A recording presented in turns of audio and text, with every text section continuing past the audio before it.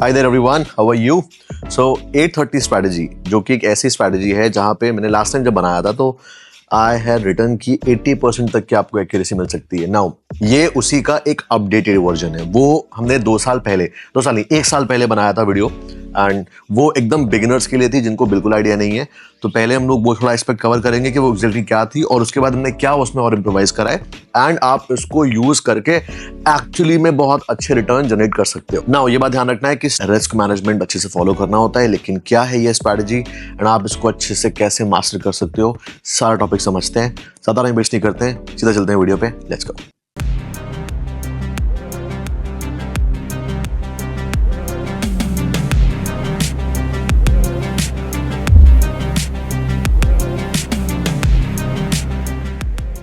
अब इसके लिए आपको सिंपल आपका ब्रोकर वाला चार्ट ओपन करना है, कोई भी हो, निफ्टी, बैंक निफ्टी, कोई स्टॉक, कुछ भी, डजंट मैटर, बट वो लिक्विड होना चाहिए। लिक्विड मतलब कि अच्छे से मूव करना चाहिए प्राइस। ऐसा नहीं हो कि लिक्विडिटी नहीं है उसमें और प्राइस ऐसे ही खुल बंद हो रहा है ऐसे करके, एंड पतले पतले कैंडल बनते जा रहे हैं, वहां पे काम नहीं करता कोई भी चीज, राइट। तो अब जैसे निफ्टी का चार्ट है, आपको सिंपल इंडिकेटर्स वाले सेक्शन पे जाना है और यहाँ पे आपको टाइप करना है EMA।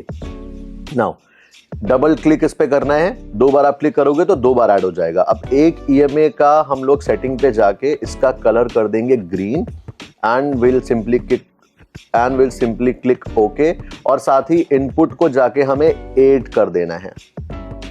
नाउ अब 8 कर देने के बाद जो दूसरा वाला EMA है उसकी इनपुट में हमें यहाँ पे कर देना है 30, और उसका जो स्टाइल में कलर चेंज कर देना है रेड। अब ये रेड और ग्रीन कलर का मेन मतलब क्या है वो समझाता हूं आपको। पहले की स्ट्रैटेजी ये थी कि अगर मार्केट ने ऐसे क्रॉसओवर दे दिया है, क्रॉसओवर का मतलब जब एक EMA दूसरे EMA के ऊपर से निकल जाए, तो अगर ग्रीन ऊपर निकल रहा है और रेड नीचे है, इसका मतलब ये बाय साइड का ट्रेड देने का प्लान आ चुका है। तो यहाँ पे हम हमारी एंट्री रख के इसके नीचे का स्टॉप लॉस रखते थे, एंड उसके बाद 1:2 1:3 का टारगेट एम करते थे। और अगर ये रेड में ऐसे क्रॉस हो चुका है तो उसके ऊपर के स्विंग का स्टॉप लॉस रख के नीचे के टारगेट करते थे। जैसे यहाँ पे तो इसमें स्टॉप लॉस लग गया है, लेकिन अब आप सोच के देखो कि अगर हमने इस पर्टिकुलर जगह पे, कहाँ पे क्रॉसओवर आया, यहाँ पे, तो अगर यहाँ पे हमें क्रॉसओवर मिला, हमने यहाँ का स्टॉप लॉस रखा, तो यू कैन इमेजिन कि कितना बड़ा रिवॉर्ड मिला है। अराउंड 1:3 या 1:4 के आसपास होगा। तो जब कभी भी टारगेट मिलते हैं, बड़े बड़े मिलते हैं, वरना स्टॉप लॉस लग जाता है, तो हमेशा ट्रेडिंग ऐसे ही चलती है, बड़े टारगेट क्लेम करना होता है। नाउ अब आते हैं इसके अपडेटेड वर्जन में। ये तो होता है इसका सिंपल वर्जन कि आप स्विंग हाई का एसएल लगा के ट्रेड प्लान कर सकते हो। अपडेटेड वर्जन में सिंपल टर्म में हमें ये करना होता है, पहली चीज देखनी है क्रॉसओवर को। क्रॉसओवर हमें बताता है डायरेक्शन, मतलब कि हमें सिर्फ बाय साइड का ट्रेड लेना है या तो कुछ नहीं करना है। ये बहुत ही इंपॉर्टेंट रूल है इस पर्टिकुलर स्ट्रैटेजी का। अगर EMA इसका ग्रीन साइड पे है, इसका मतलब हम सिर्फ बाय करेंगे या कुछ नहीं करेंगे। और अगर ऐसे EMA रेड हो चुका है तो इसका मतलब या तो हम सिर्फ सेल करेंगे या कुछ भी नहीं करेंगे, राइट। अब ये तो हो गया डायरेक्शन पता करने वाली बात। इसको अप्लाई हमें उसी टाइम फ्रेम पे करना है जिस टाइम फ्रेम में हम एंट्री करने वाले हैं। जैसे यहाँ पे मैं टाइम फ्रेम 5 मिनट रखा हुआ है, अगर आप 1 मिनट यूज कर रहे हो तो इसको 1 मिनट में अप्लाई करना है एज इट इज।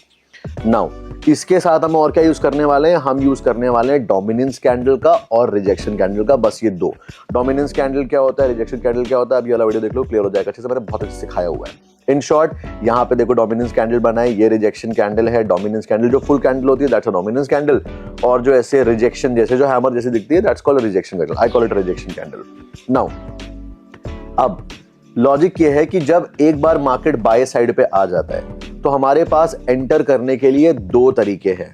पहला ऑप्शन ये है, जब भी वापस यहाँ पे तो क्या है, इस पर्टिकुलर एरिया में हमें मार्केट का डायरेक्शन कंफर्म हुआ है कि मार्केट अब बाय साइड ही जाएगा, तो अब बाय साइड चला गया वो ठीक है, यहाँ पे हम अलर्ट हुए हैं, एंटर नहीं करे, अलर्ट हुए हैं सिर्फ। उसके बाद जब प्राइस नीचे आएगा 30 EMA जो रेड वाली लाइन है उसका रीटेस्ट लेने के लिए, और रीटेस्ट में अगर हमें कोई डोमिनेंस कैंडल दिखती है, याद रखना डोमिनेंस कैंडल या फिर स्ट्रॉन्ग रिजेक्शन कैंडल अगर दिखती है, तो उस पर्टिकुलर टाइम पे हम हमारी एंट्री प्लान कर सकते हैं। स्टॉप लॉस उसी कैंडल के नीचे, या फिर अगर 2-4 कैंडल बनी हुई है तो सबसे लोएस्ट पॉइंट, मतलब चलो वो छोटा रखना है, बड़ा नहीं करना है बिल्कुल भी स्टॉप लॉस। एंड टारगेट हमारा जो होगा वो होगा 1:3 एंड उससे अबव, 2-1 लेना ही नहीं है, 1:3 एंड अबव। दूसरा तरीका देखें, ये तो दूसरा तरीका ये है, अगर मान लो प्राइस ऐसे ऊपर जा चुका है, जब ईएमए दोनों ऐसे स्ट्रेच हो चुके होते हैं, राइट, यहाँ पे आप देख सकते हो ईएमए स्ट्रेच हो चुके हैं, अब इन दोनों के बीच में गैप बन चुका है। गैप बनने के बाद में हमें देखना होता है ऐसी डोमिनेंस कैंडल, और सिर्फ डोमिनेंस, यहाँ पे कोई रिजेक्शन नहीं चाहिए। डोमिनेंस कैंडल जब बनती है, अगर उसका हाई क्रॉस हो रहा है तो हाई क्रॉस होते ही हमारी बनती है एंट्री, एंड स्टॉप लॉस होता है ठीक उस कैंडल के नीचे का। इसमें टारगेट हम रखते हैं 1:1 एंड 1:2। बेटर ये आप हर बार 1:2 के लिए एम करो, बिकॉज ज्यादा बेहतर होता है। एक है रीटेस्ट एंट्री और दूसरी है कंटिन्यूएशन एंट्री। कंटिन्यूएशन एंट्री में हम सिर्फ डोमिनेंस कैंडल का यूज कर रहे हैं, जहां पे प्राइस जब तक कंटिन्यू करेगा हम वहां पे वो कंटिन्यूएशन वाला मूव पकड़ने की कोशिश करते हैं। एंड रीटेस्ट में हम जब प्राइस रीटेस्ट करने आता है तब हमें एंट्री टाइम करनी होती है। देखो यहाँ पे जैसे दिख रहा है कि स्टॉप लॉस लग गया, तो फाइन, ठीक है, जाने दो एक स्टॉप लॉस। एक स्टॉप लॉस अगर लगा है और नेक्स्ट अगर 1:3 और 2:4 या समटाइम्स 5 भी मिल जा रहा है तो अच्छी बात है, कोई दिक्कत नहीं, हमेशा हायर रिवॉर्ड क्लेम करना है। नाउ ये बात ध्यान रखना कि जब भी हम कंटिन्यूएशन वाली तरीके से एंट्री करते हैं तो वहां पे हमें टारगेट 1:1 1:2 रखना है, और जल्दी मिल भी जाता है और एक्यूरेसी बढ़ जाती है। लेकिन जब कभी हम रीटेस्ट वाले फंडे पे जा रहे हैं तो रीटेस्ट पे हमें हमेशा एम 1:3 एंड अबव के लिए करना है, 1:1 1:2 में नहीं लेता। इतनी सिंपल सी स्ट्रैटेजी है एंड इट वर्क्स ब्यूटीफुली। अब ये याद रखना, आपका यहाँ पे कुछ भी इंटरनल एक्सटेंट यहाँ पे नहीं लगाना है, कोई लॉजिक नहीं लगाना है। अगर आपको सपोर्ट रेजिस्टेंस आता है तो आप उसके साथ अप्लाई करना चाहो तो कर सकते हो, मैं सजेशन नहीं देता उस चीज को यूज करने का। सिंपल सी स्ट्रैटेजी है, मोमेंटम पे वर्क करती है। जब कभी भी मार्केट साइडवेज हो जाएगा तो वहां पे साइडवेज मार्केट में हर एक स्ट्रैटेजी पे स्टॉप लॉस लगते हैं। साइडवेज मार्केट को अलग तरीके से टैकल करा जाता है और ट्रेंडिंग मार्केट को अलग तरीके से टैकल करा जाता है। तो ये सिंपल सी स्ट्रैटेजी थी, आई होप आपको अच्छा लगा होगा। It's a very simple strategy, very simple to use. बस ये बात ध्यान रखना, आपको इसमें पूरा ब्लाइंडली डिपेंड नहीं होना है। एजुकेशन के लिए मैंने बनाया हुआ है, इसको सीखो, प्रैक्टिस करो, बैक टेस्ट करो, फॉरवर्ड टेस्ट करो एंड धमाल मचा दो। All the best. और हाँ, एक चीज मैं ऐड करना भूल गया कि अगर इस वीडियो में हमने 5000 लाइक्स हिट कर लिए, ये टारगेट आप लोगों के लिए, तो मैं क्या करूंगा, इसी स्ट्रैटेजी का यूज करके 1 महीने बैठ के लाइव ट्रेड करूंगा एंड वीडियो डालूंगा। सिर्फ इसी स्ट्रैटेजी का यूज करूंगा ताकि आप लोग ये देख पाओ कि जिस इंसान ने ये स्ट्रैटेजी बनाई है वो इंसान एग्जैक्टली कैसे यूज कर रहा है लाइव मार्केट में इसको, एंड कैसे लाइव मार्केट को अप्रोच करके प्लान करना होता है, रिस्क कैसे प्लान करना और क्या कंडीशन जा रही है। तो उससे क्या होगा, आपको बेहतर समझ में आएगा और आपके पास में एक लाइव ट्रेडिंग की सीरीज भी हो जाएगी। तो अगर 5000 लाइक्स आ गए तो I will do it for you. तो काम पे लग जाओ, सी यू देयर।